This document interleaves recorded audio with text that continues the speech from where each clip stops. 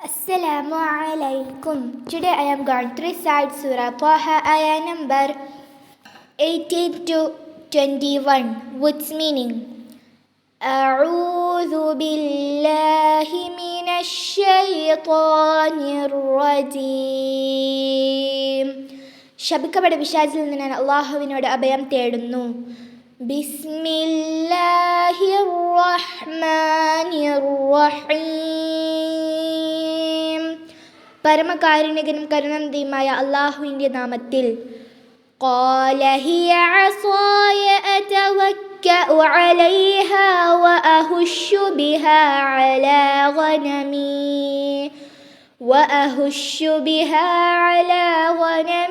ولي فيها مآرب أخرى. അദ്ദേഹം പറഞ്ഞു, അത് എൻ്റെ വടിയാകുന്നു. ഞാനിതിന്മേൽ ആശ്വാസത്തിനായി ഊന്നി നിൽക്കുകയും അതുകൊണ്ട് എൻ്റെ ആടുകൾക്ക് ഇല അടിച്ചു കൊഴിച്ചു കൊടുക്കുകയും ചെയ്യാറുണ്ട്. എനിക്ക് അതിൽ വേറെയും ഉപയോഗങ്ങളുണ്ട്. قال ألقها يا موسى. അള്ളാഹു പറഞ്ഞു, അത് ഇടുക മൂസ. فألقاها فإذا هي حية تسعى. അങ്ങനെ അദ്ദേഹം അത് ഇട്ടു. അപ്പോഴതാ അത് ഓടുന്ന ഒരു പാമ്പാകുന്നു.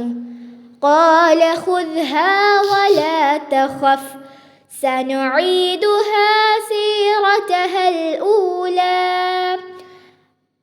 അള്ളാഹു പറഞ്ഞു, അത് എടുത്തുകൊള്ളുക, പേടിക്കേണ്ട, നാം അത് അതിൻ്റെ ആദ്യ സ്ഥിതിയിൽ തന്നെ ആക്കി തീർക്കും.